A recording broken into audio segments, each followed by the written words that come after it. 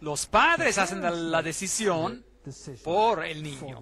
Y el niño, que no puede tomar una decisión aún, que no tiene la capacidad de comprender, viene cubierto por los padres.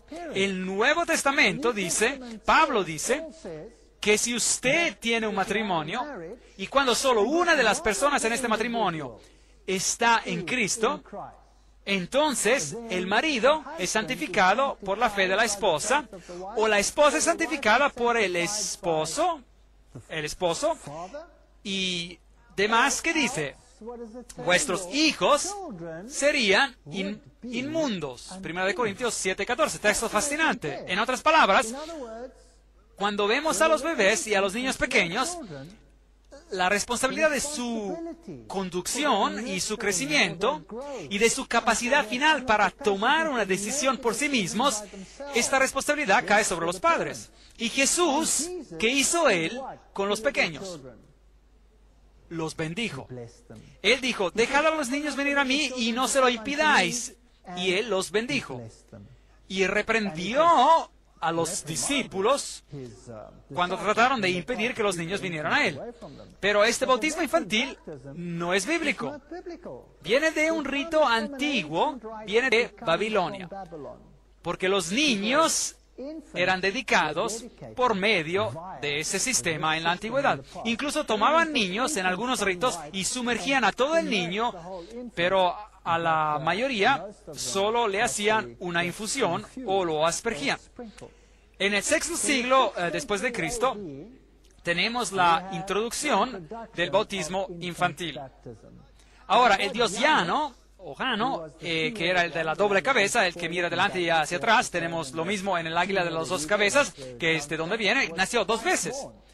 El agua bendita era usada para los bautismos y se creaba tomando una antorcha del altar y sumergiéndola en el agua, que después se convertía en agua bendita.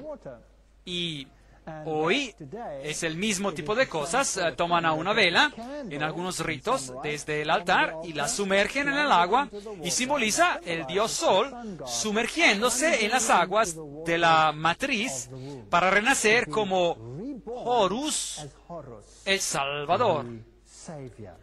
Así es que es de allí de donde proviene este ritual y de donde proviene el agua bendita.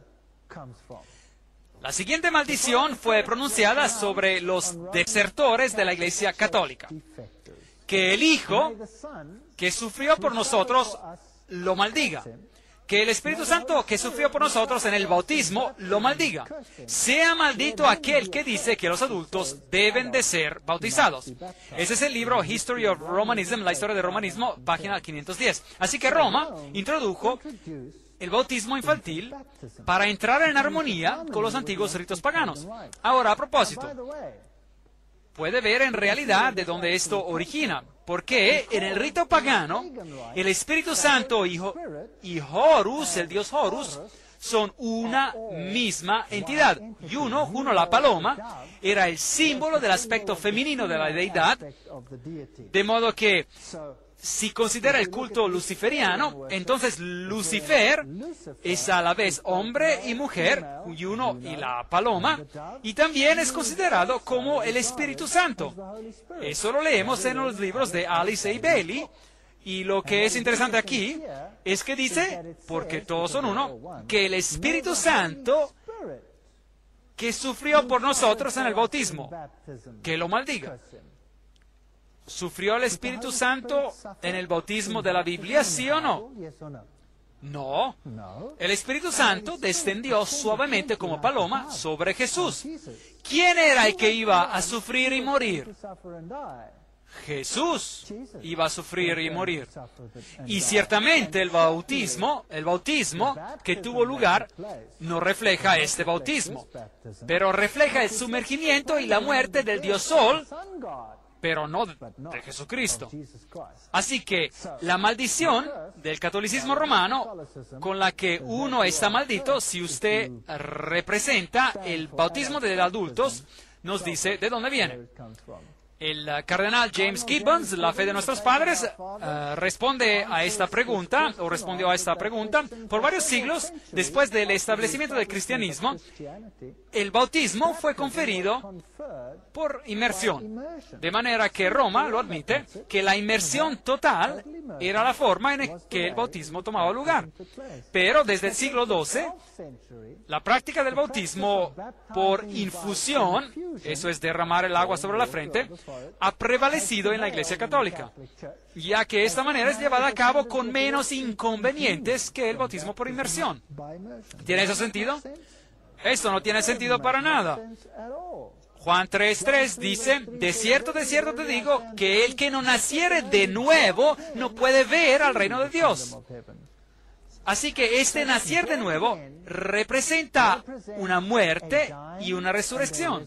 Y el bautismo representa esa muerte y esa resurrección, la que nosotros experimentamos en Cristo. No fue sino hasta el concilio de Ravenna, en el 1311 después de Cristo, que el rociar y el derramar agua fueron oficialmente aceptados como teniendo una validez al igual de la inmersión en el rito del bautismo.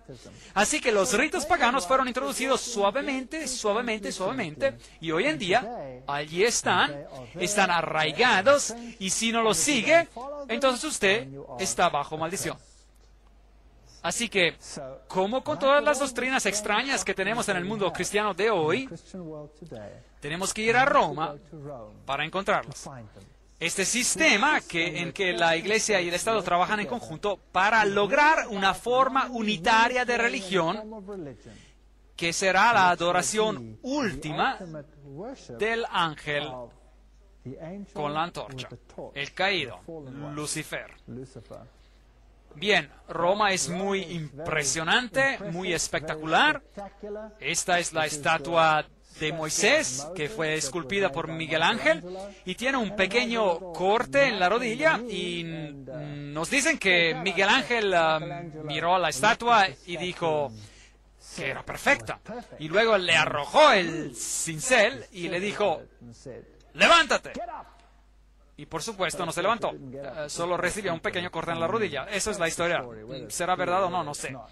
El gran Pontifex Maximus, Pontífice Máximo, el gran constructor de puentes para tomar el lugar de Jesucristo, el que es el puente entre el cielo y la tierra, ciertamente no es él, el Pontífice Máximo, sino es Jesucristo. Así que con todos esos sistemas, nosotros encontramos que Roma es quien está detrás de todo.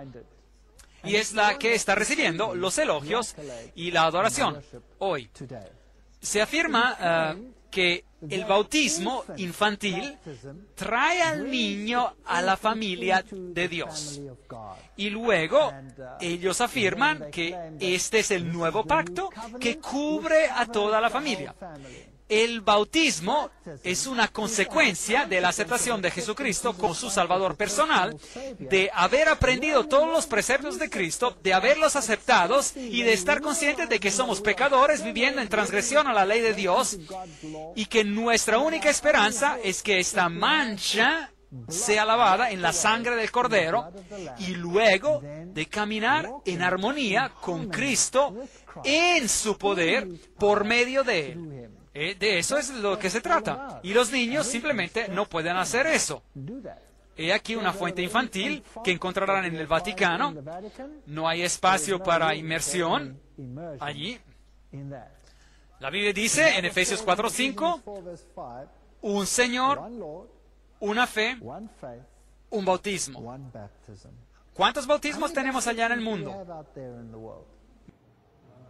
Muchos diferentes ritos de bautismo. Algunos bautizan por inmersión, por ejemplo, los bautistas, bautizan por inmersión. Otros practican el bautismo infantil rociando. Otros practican el bautismo infantil por infusión. Otros no practican el bautismo con agua, pero afirman solo un bautismo espiritual. Algunos practican el bautismo por inmersión sumergiéndose una vez. Otros practican el bautismo por inmersión, sumergiéndose 3 veces en el nombre del Padre, del Hijo y del Espíritu Santo.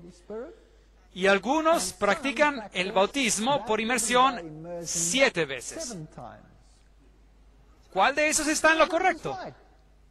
La Biblia dice, hay un Señor, una fe, un bautismo.